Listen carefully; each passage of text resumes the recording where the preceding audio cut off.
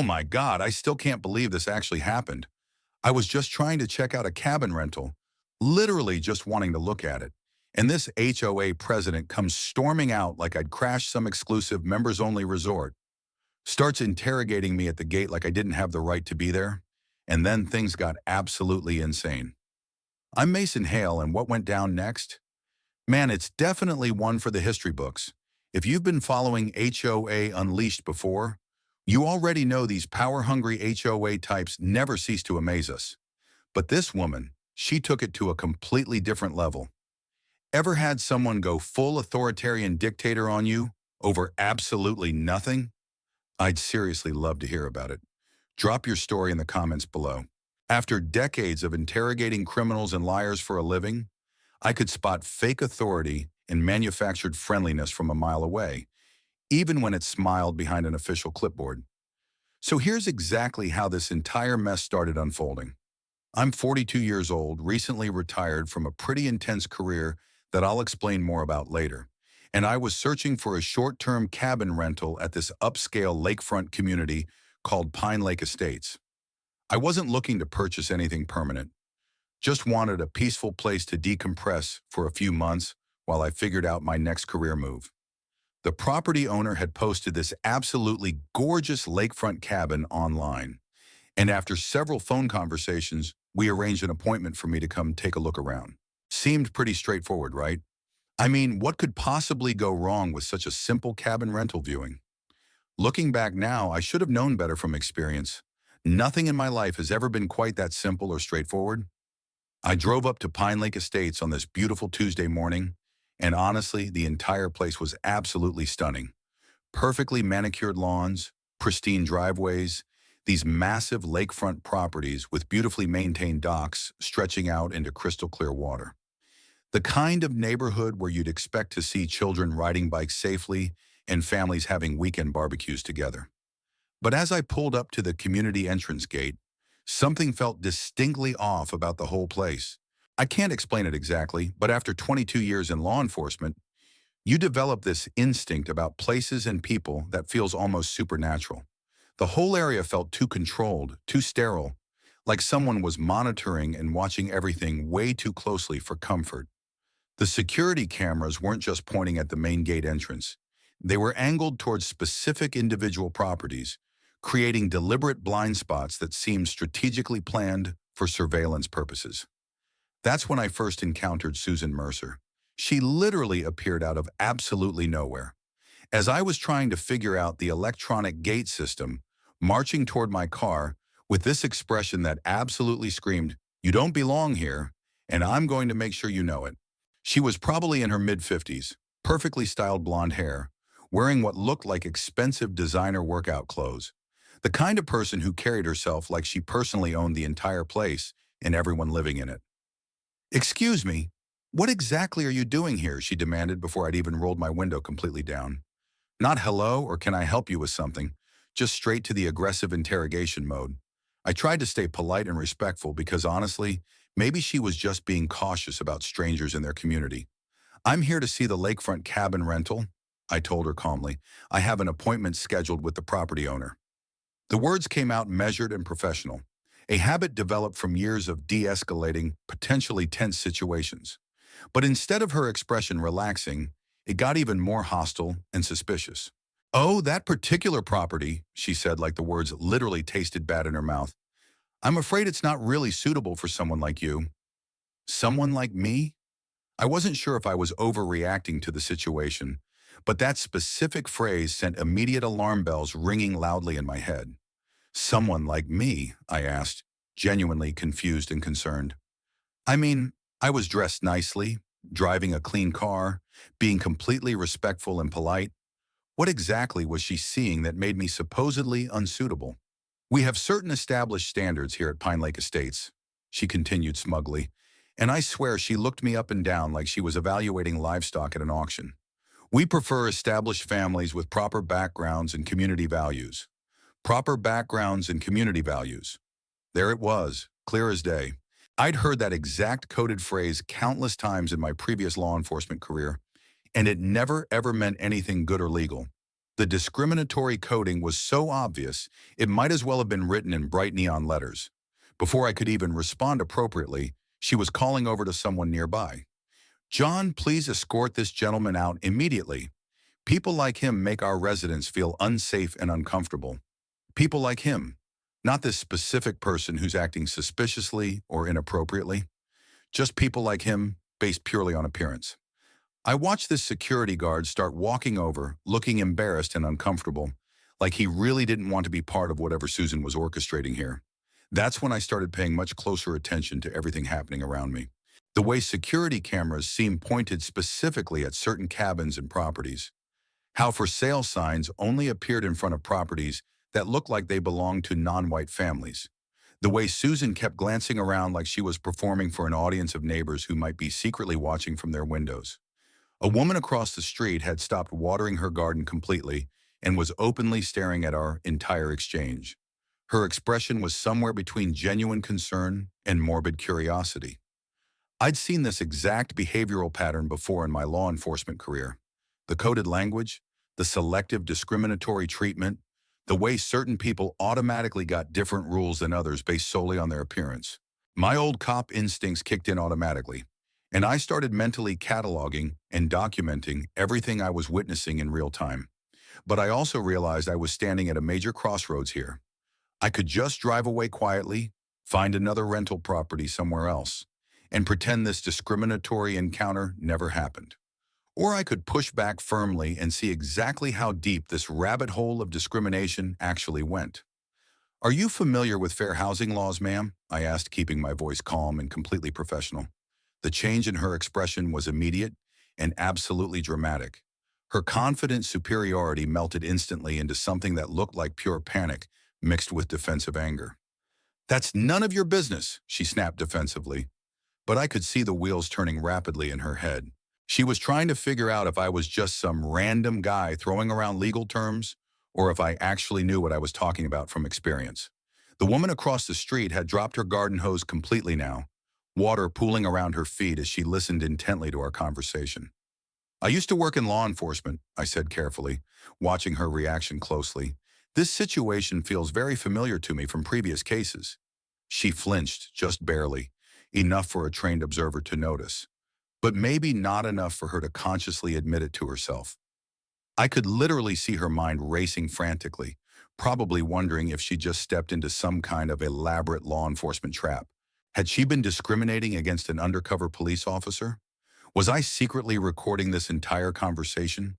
Was she about to get arrested right there in front of her precious community? I wasn't sure if I should feel satisfied or concerned about how absolutely terrified she suddenly looked. Part of me wanted to end her obvious misery right then and explain exactly who I was and what my background included. But honestly, I was curious to see how far she'd actually take this discriminatory behavior. Would she back down and apologize professionally? Or would she double down and make things even worse for herself legally? Looking back, I probably should have just shown my official credentials right then and saved both of us a lot of unnecessary legal trouble. But something about her entire attitude made me want to see what she'd do next. The security guard had stopped walking halfway to my car, clearly sensing the dramatic shift in tension between us. The neighbor across the street was now joined by another woman, both of them watching our exchange with obvious fascination and concern. Susan's hands were actually shaking slightly as she gripped her clipboard tighter, and I could see beads of nervous sweat forming on her forehead, despite the cool morning air. "Mister, what did you say your name was?" she asked, her voice tight with barely controlled panic and fear. "Hale," I replied simply and clearly. "Mason Hale." She repeated my name under her breath, like she was memorizing it for some future legal purpose, and I realized this woman was already mentally planning her next strategic move. Whatever it was going to be, I had a strong feeling it wasn't going to be a professional apology, and that should have been the complete end of it right there. But something about the way she stared at my license plate told me this confrontation wasn't over. Not even close to being finished. Her expression had calcified like she just swallowed a mouthful of sand, and there was a calculating look in her eyes that reminded me of every criminal I'd ever interviewed who thought they were somehow smarter than the legal system. As I drove away from that entrance gate, I caught her in my rearview mirror, already pulling out her phone and dialing with the frantic energy of someone who had just declared all-out war. I had absolutely no idea at the time that she was about to turn what should have been a simple rental property inquiry into a full-blown federal civil rights case. But then again, some people just can't help themselves when it comes to digging their own legal graves deeper and deeper. Her expression completely calcified when she heard law enforcement, and I could see the wheels turning rapidly in her head. But instead of backing down like any reasonable person would, Susan Mercer decided to dig herself even deeper into whatever discriminatory hole she was creating for herself. Maybe I should have just walked away at that exact point. I honestly don't know. But something about her entire attitude made me want to test exactly how far this systematic discrimination actually went. So I made a decision that probably wasn't the smartest thing I've ever done in my life. I decided to test their entire system by officially applying for that lakefront cabin rental property. The next morning, I called Susan directly and told her I wanted to move forward with the complete rental application process. There was this long, uncomfortable pause on the phone, like she was trying to figure out if this was some kind of elaborate legal trap. "Mr. Hale," she finally said, and I could hear the fake sweetness in her voice trying to mask obvious hostility. "I want to make absolutely sure you understand that our application process is quite thorough and comprehensive. We take community safety and neighborhood compatibility very seriously here at Pine Lake Estates. Community safety, neighborhood compatibility, more discriminatory code words that made my skin absolutely crawl. I appreciate thoroughness," I told her professionally. "I'm sure you follow all the proper legal procedures and requirements." Another long telling pause. "Of course we do. Everything we do is completely legal and above board." The way she emphasized legal told me she'd already been on the phone with someone, probably a lawyer, trying to figure out how much legal trouble she might actually be facing. 3 days later, I received what had to be the most absolutely ridiculous rental application I'd ever seen in my entire life. The paperwork looked more like a federal security clearance packet than a simple rental form, with pages and pages of background checks, lifestyle assessments, even questions about political views disguised in legal language. Most standard rental applications are 2, maybe 3 pages maximum. This thing was 15 pages of pure bureaucratic harassment designed to intimidate applicants. 10-year employment history with contact information for every single job I'd ever held. 4 personal references who had known me for at least 5 years with detailed contact information. Credit check, comprehensive background check, and something called a community compatibility assessment that wasn't explained anywhere in the paperwork documentation. When I called to ask about that last mysterious requirement, Susan's assistant, who sounded absolutely miserable by the way, told me it was a standard evaluation to ensure new residents would be a good fit for our established community values.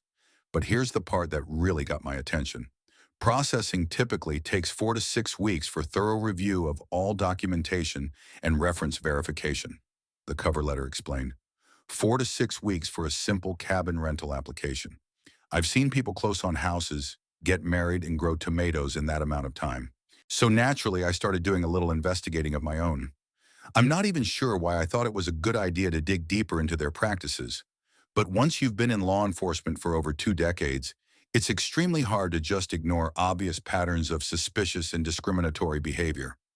I started making some discreet phone calls, asking around about other people who'd tried to rent properties in Pine Lake Estates recently. What I discovered wasn't exactly shocking, but it was definitely disgusting and completely illegal.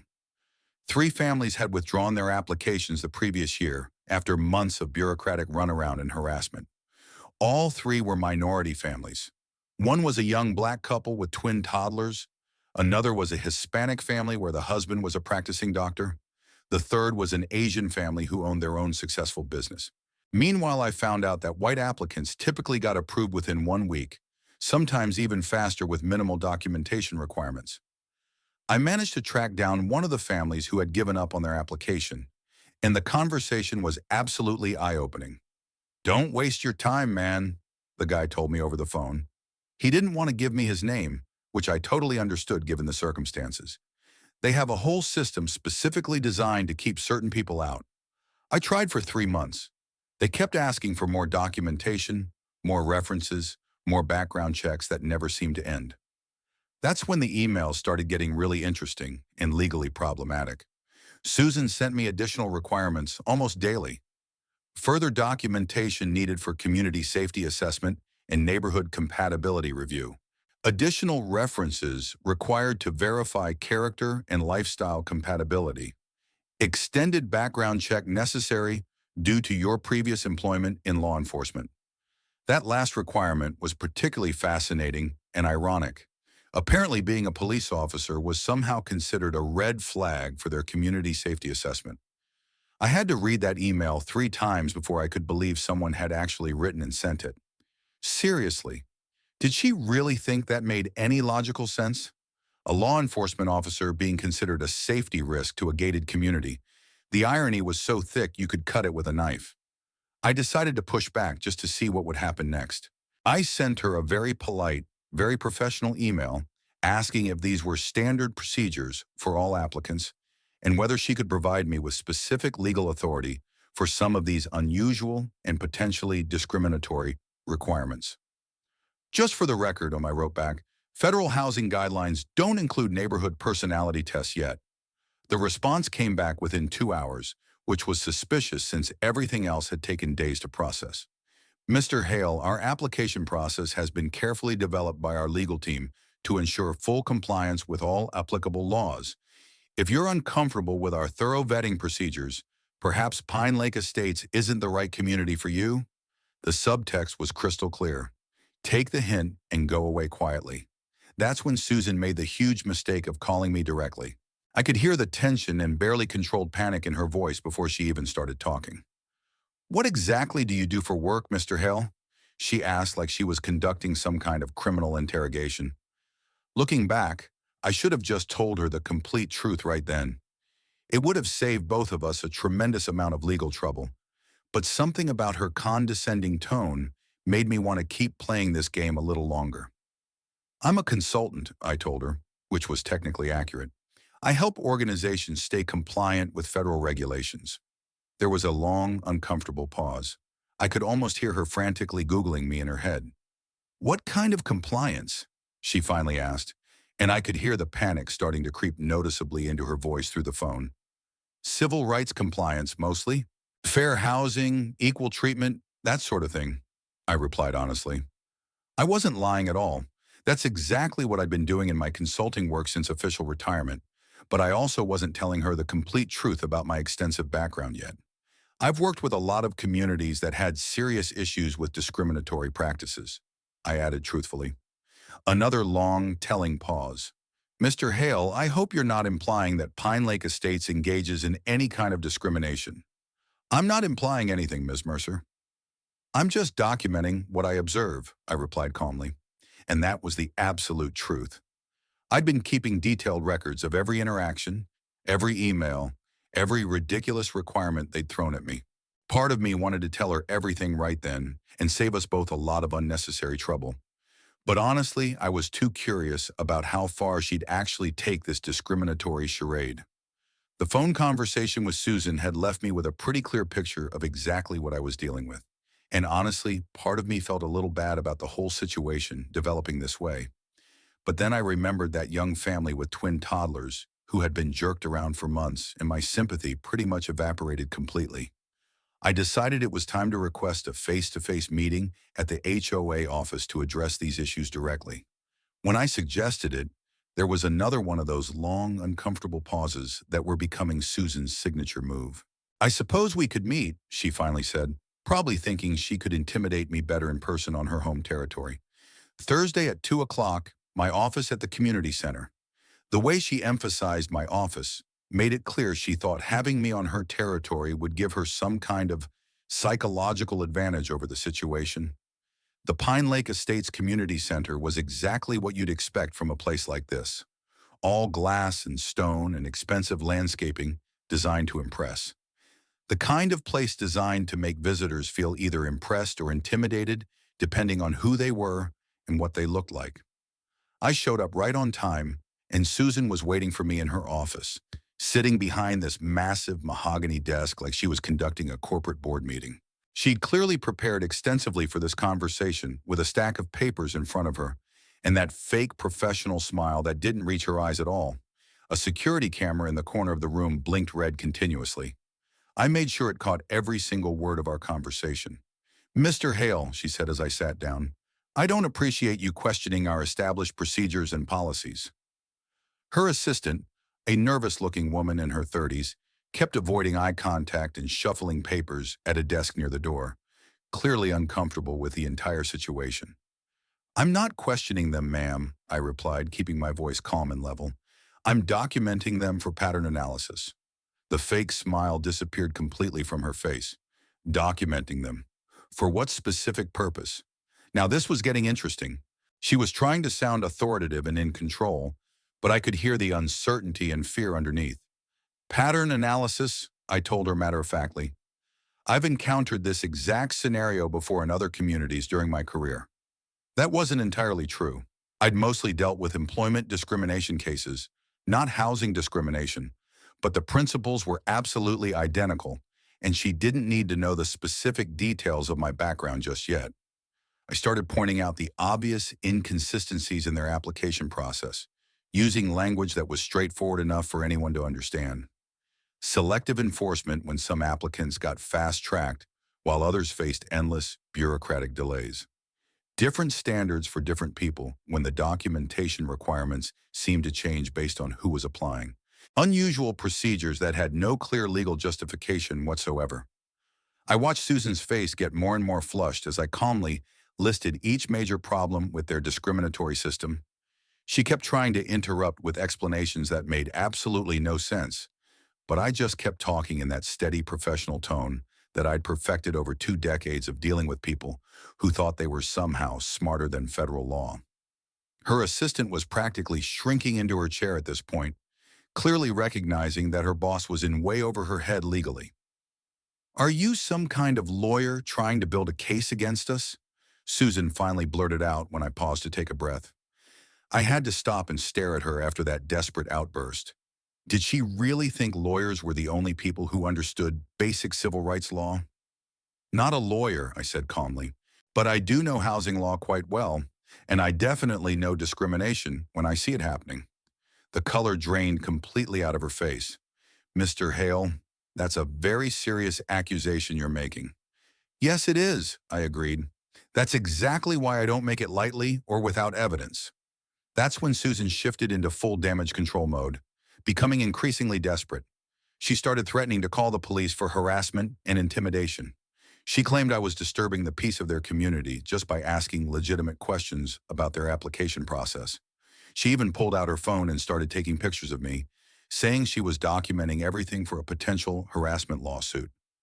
I actually had to laugh at that particular threat. "Ms. Mercer, you're photographing me sitting calmly in a chair during a meeting you agreed to have. What exactly are you planning to tell your lawyer about this evidence?" Her assistant looked like she wanted to crawl under her desk and disappear forever.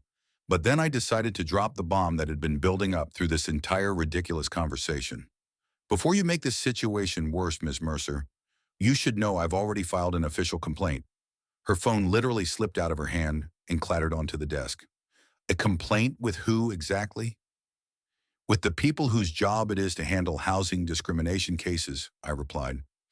I didn't specify whether I meant the local Fair Housing Authority, the State Civil Rights Commission, or the Federal Department of Housing and Urban Development. Let her imagination fill in the blanks. The blood literally drained from her face when I said discrimination cases. I realized I was standing at another major crossroads here. I could reveal exactly who I was right now and end this quickly, or I could let her dig herself even deeper into a hole she might never be able to climb out of. Looking back, I'm still not entirely sure which choice would have been the right one. Part of me wanted to end her obvious misery and just show my official credentials, but another part of me, the part that had spent years investigating people who abused their authority, wanted to see exactly how far she'd go to cover up what she'd been doing systematically. "Mr. Hale," she said, and her voice was actually shaking with fear. "I think there's been a serious misunderstanding here. Pine Lake Estates follows all applicable laws. We've never discriminated against anyone." "Then you should have no problem with an official investigation," I replied calmly. People who aren't doing anything wrong usually welcome the opportunity to clear their names publicly. She stared at me for a long moment, and I could practically see her brain working overtime, trying to figure out if I was bluffing or if she was about to face the kind of legal nightmare that could destroy everything she'd built. "What do you want from me?" she finally asked, and there was something almost desperate in her voice. That question caught me completely off guard. I wasn't sure if I was overreacting to the whole situation, but it sounded like she was trying to negotiate some kind of deal or settlement. "I want your community to follow the law," I told her firmly. "I want all applicants to be treated fairly, regardless of their race or background. And I want the families who were driven away by your discriminatory practices to get the apology they deserve." She was quiet for a long time after that, staring down at her hands. When she finally looked up, her expression had changed completely.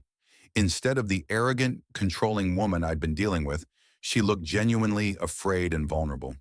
Her assistant had stopped even pretending to work and was openly staring at both of us, probably wondering if she should update her resume immediately. "How do I know you won't just destroy us anyway?" she asked quietly. And honestly, I felt a flicker of sympathy for her situation. But then I remembered all those families who'd been treated like garbage, and the feeling passed quickly. "Ms. Mercer, I'm not trying to destroy anyone. I'm trying to fix a broken system. There's a difference."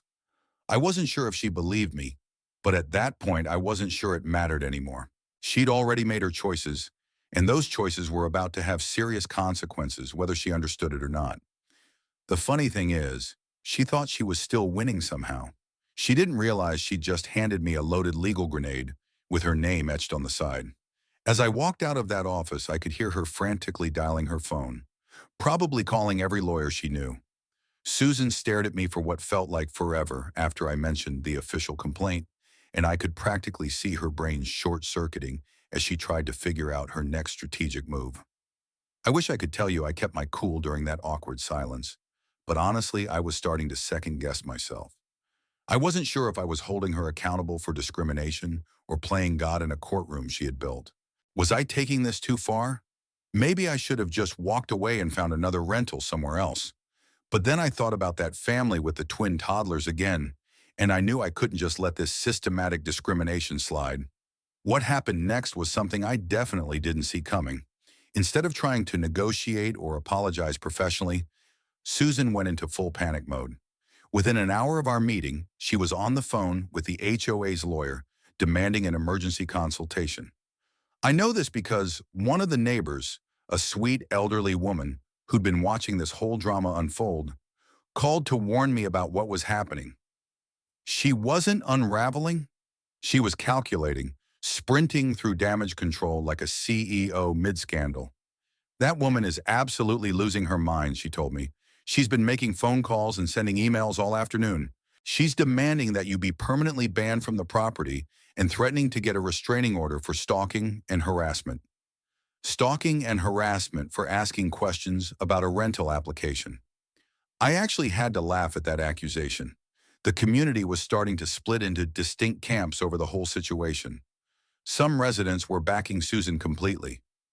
"He's just causing trouble for everyone," I heard one guy say. "We moved here for peace and quiet, not to deal with troublemakers stirring up legal problems."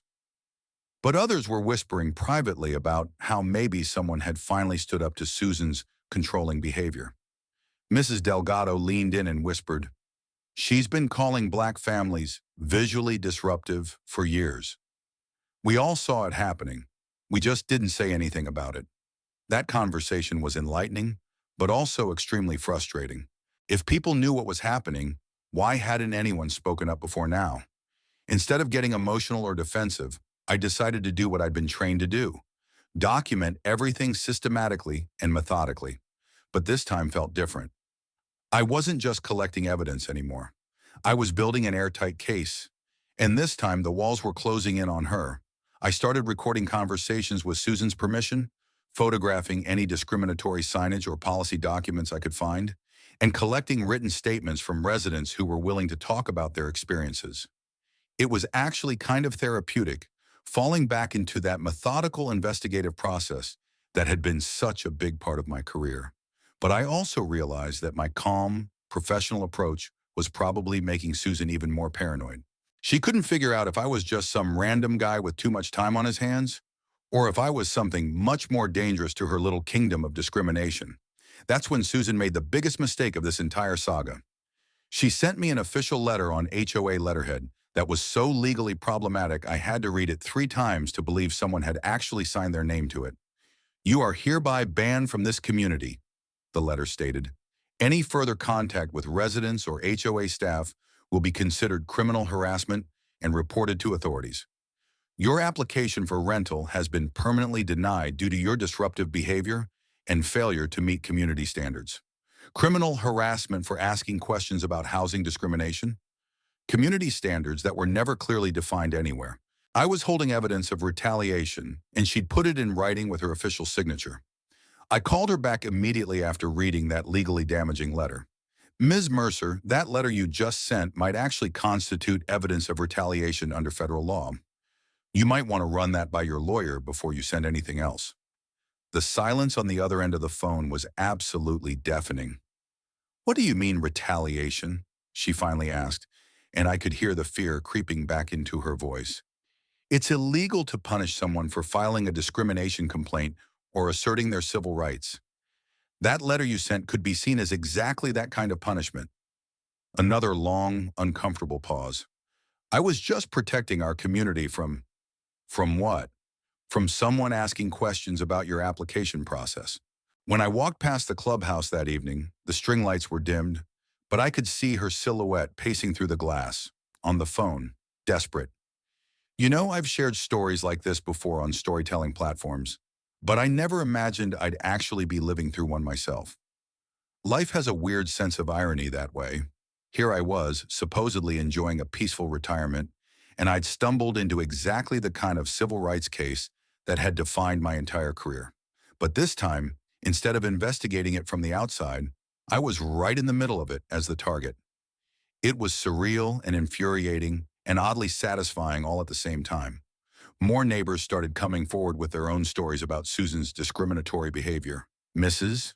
Miller, an Asian woman whose family had been living in the community for 3 years, told me about the constant complaints Susan filed against them. Different rules, constant complaints about everything we do that other families do without any problems, she said, and the pain in her voice was obvious. Our children playing in the common areas, our guests parking in visitor spots, even the way we maintain our garden. She finds fault with everything, but only when it's our family. These weren't isolated incidents or personality conflicts. This was a clear pattern of discriminatory enforcement that had been going on for years. But instead of backing down or trying to fix the problem, Susan decided to end this once and for all by escalating to the nuclear option. She called 911 with what I later learned were completely false accusations designed to get me arrested and removed from the situation permanently. I didn't know about the call when she made it, but I found out later exactly what she told the dispatcher. "I need police at Pine Lake Estates immediately. There's a man who's been harassing our entire community for weeks. He claims to be some kind of government investigator, but I believe he's lying and potentially dangerous. He's been threatening residents, government investigator, potentially dangerous, threatening residents." Every single word was either a complete lie or a deliberate distortion of what had actually happened. But Susan was so desperate at that point, I think she would have said anything to get law enforcement on her side and me out of her community. What would you do in my position? Stay calm or fight back? I mean, when someone calls the police and lies about you being dangerous, it's pretty much a natural reaction to want to defend yourself, right? But I knew from experience that the best thing to do when police arrive is to stay calm, cooperate completely, and let the facts speak for themselves. I heard those sirens getting closer and felt my chest tighten. She had just made the biggest mistake of her entire life, but she had no idea yet. Or maybe I was the one who had just made a terrible mistake by letting this situation go this far. I wasn't sure anymore. All I knew was that in a few minutes, everything was about to change dramatically, and there was no going back from whatever happened next. I heard those sirens getting closer, and honestly, my heart started racing. Not because I was afraid of the police. After 22 years in law enforcement, cops don't make me nervous, but because I knew that Susan had just crossed a line, that was going to have serious legal consequences for her, and part of me wasn't sure I wanted to be responsible for whatever happened next. Two patrol cars pulled up to the community center, and I watched as two officers got out. Officer Rodriguez looked like a veteran, probably in his 40s, calm and professional. The kind of cop who had seen everything and didn't get rattled easily. Officer Kim was younger, maybe late 20s, still had that alert energy that comes with being relatively new to the job. Susan was literally running toward their cars before they'd even closed their doors, talking so fast I'm surprised they could understand her. "Officers, thank God you're here. This man has been harassing our entire community for weeks. He claims to be some kind of federal investigator, but I'm absolutely certain he's lying. He's been making threats against residents and trying to intimidate our HOA board." Federal investigator. I actually had to admire her creativity. She'd managed to take the fact that I'd mentioned law enforcement experience and turn it into something that sounded much more dramatic and threatening. But watching her frantically gesturing and talking over herself, I realized she was way more panicked than I'd thought. She was beaming like she'd just written her own press release. "Officers," I said as they approached, keeping my voice calm and level, "I'm completely happy to cooperate with you. There seems to be a serious misunderstanding here." Officer Rodriguez nodded and looked at me with that neutral cop expression that doesn't give anything away. "Sir, can you explain your side of what's been happening?" "I simply applied to rent a property in this community. When I was denied, I questioned whether the denial process was fair and legal. That's my right as an American citizen. Simple, factual, no drama. I'd learned a long time ago that when you're dealing with police, the best approach is always calm honesty. But Susan wasn't about to let me control the narrative. "He's lying to you. He told me he works for the government. He said he's investigating us. He's been threatening legal action and trying to scare residents." I had to stop and stare at her after that outburst. The way she was describing our conversations, you'd think I'd been running around the neighborhood with a megaphone threatening to have everyone arrested. "Ma'am," I said to her directly, "I never claimed to work for the government. I told you I do consulting work related to compliance issues. When I encounter potential violations of federal law, I report them through proper official channels. That's what any responsible citizen should do." Officer Kim stepped forward with his notepad ready. "Sir, we're going to need to see some identification to verify who you are." "Absolutely, officers," I replied. "I always cooperate fully with law enforcement." And that was the moment of truth. I could see Susan standing there with this victorious expression spreading across her face.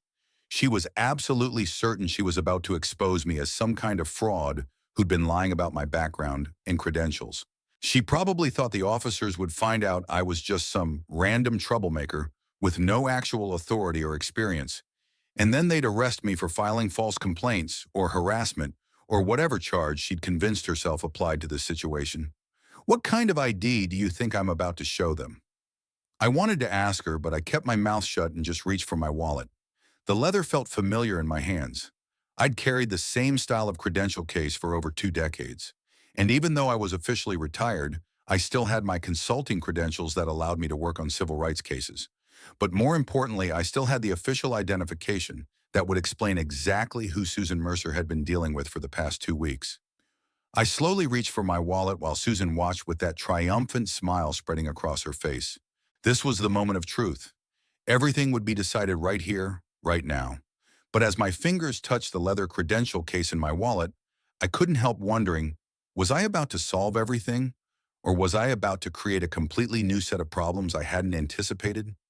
Part of me was still second-guessing the whole situation. Had I been too aggressive? Should I have just walked away from the beginning and found a different rental? Was I about to humiliate someone who was just ignorant and power-hungry rather than actually malicious? But then I thought about Mrs. Miller and that young family with the twins and all the other people who had been treated like garbage by Susan's discriminatory system. They deserved better than to have their civil rights trampled by someone who thought her position as HOA president gave her the authority to decide which families belonged in her community. Officer Rodriguez was waiting patiently for my identification, and I could see Officer Kim positioning himself slightly to the side. Standard procedure when you don't know if a situation might escalate. "Here we go," I said quietly, pulling out my credential case. I think this is going to clear up a lot of confusion. And honestly, that might have been the understatement of the year. I pulled out my wallet, but instead of reaching for a regular driver's license like Susan was probably expecting, I removed the official leather credential case that I'd carried for over 2 decades. Officer Rodriguez and Officer Kim both recognized what it was immediately. You don't spend time in law enforcement without knowing what official credentials look like. Then she saw the badge and the smile shattered. The moment I opened that credential case and handed it to Officer Rodriguez, everything changed. I pulled out my wallet, but instead of reaching for a regular driver's license like Susan was probably expecting, I removed the official leather credential case that I'd carried for over 2 decades. Officer Rodriguez and Officer Kim both recognized what it was immediately. You don't spend time in law enforcement without knowing what official credentials look like. But Susan was still standing there with that triumphant expression, probably thinking I was about to hand over some fake ID or expired security guard license that would prove everything she'd been saying about me. The moment I opened that credential case and handed it to Officer Rodriguez, everything changed completely. Official federal law enforcement credentials, retired chief of police, still active under civil rights consulting clearance. Officer Rodriguez looked at the credentials, then looked at me, then straightened up immediately. Chief, sir, we had no idea. The word chief hung in the air like a bomb going off. I watched Susan's confident, triumphant expression freeze completely as she processed what she just heard. Her pupils contracted like the air had just thinned, like altitude sickness from power collapse. Retired chief, I corrected, but I still do consulting work on civil rights cases when discrimination patterns are identified. Susan tried to speak, but nothing came out except this weird squeaking sound. She just stared at the badge in Officer Rodriguez's hands like she couldn't quite believe what she was seeing. Police chief, this is real, she finally whispered. 22 years in law enforcement, I confirmed. Retired chief of police. I specialize in investigating civil rights violations and discrimination cases in communities like this one. And that's when the full reality of her situation finally hit her.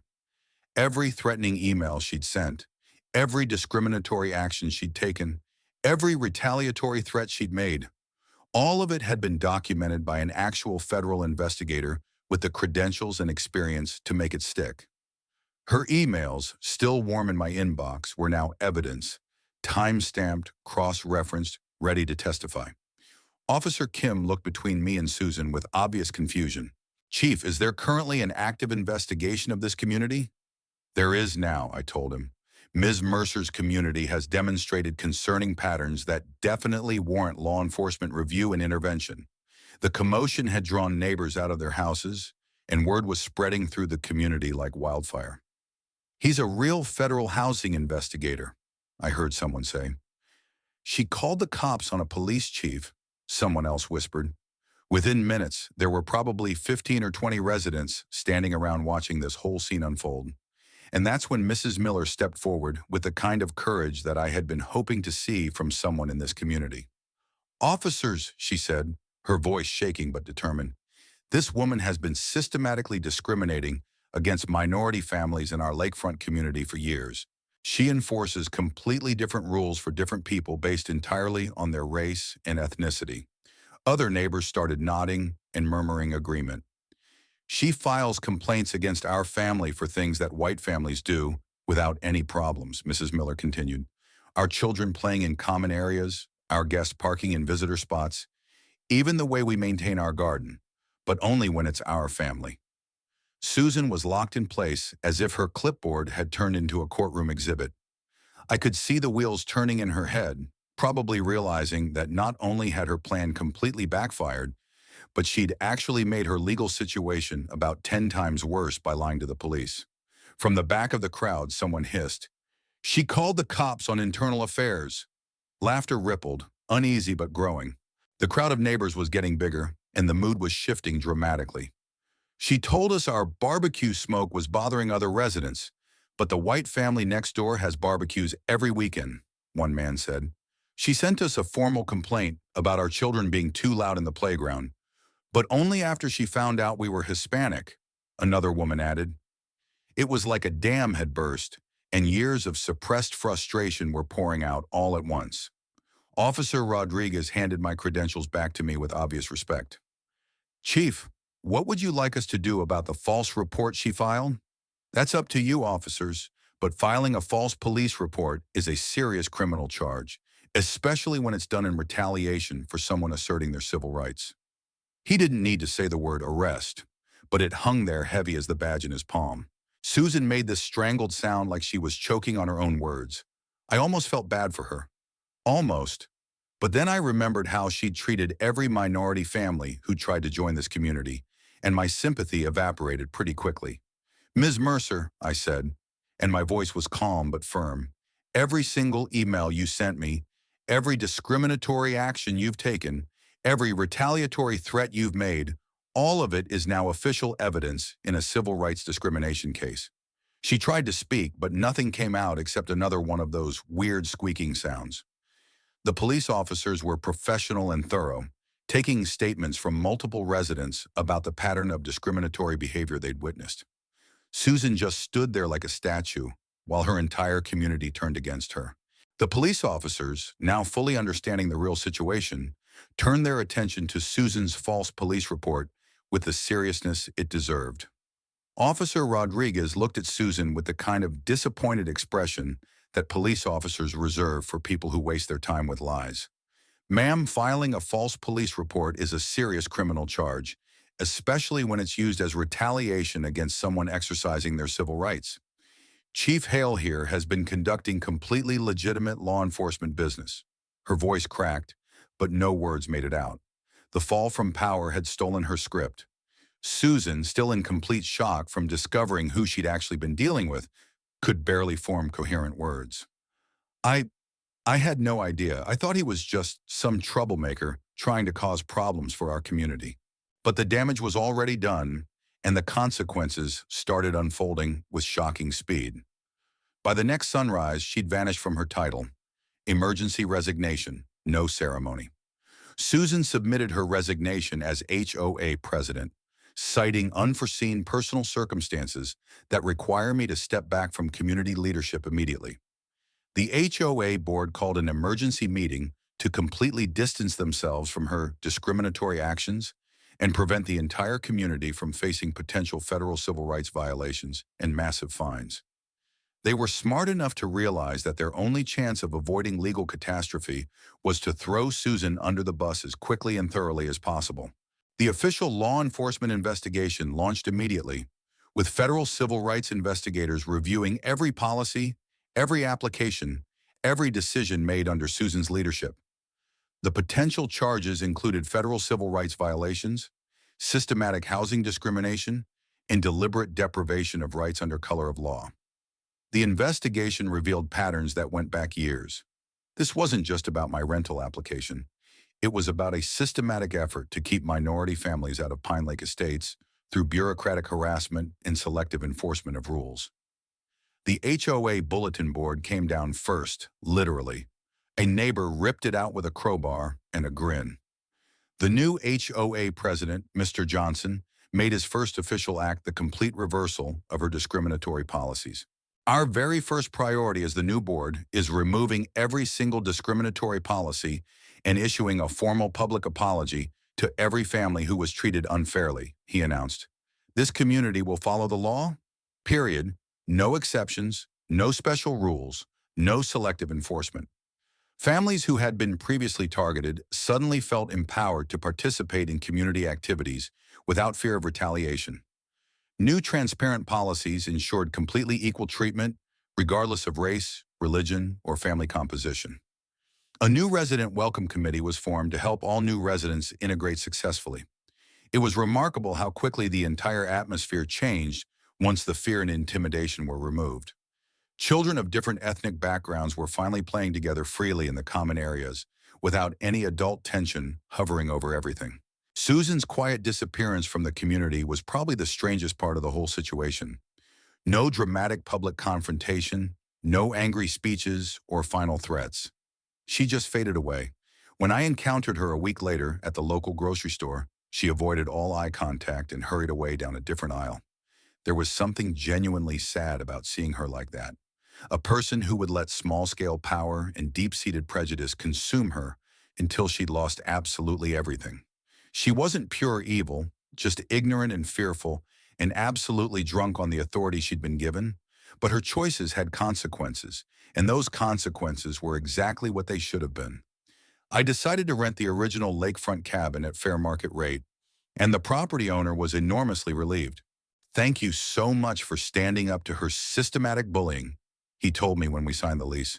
"We all knew exactly what was happening, but frankly, we were too afraid of retaliation to say anything publicly." That conversation made the entire ordeal feel worthwhile.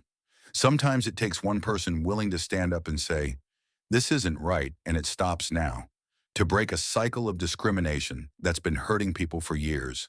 The powerful symbolic changes were immediate and visible.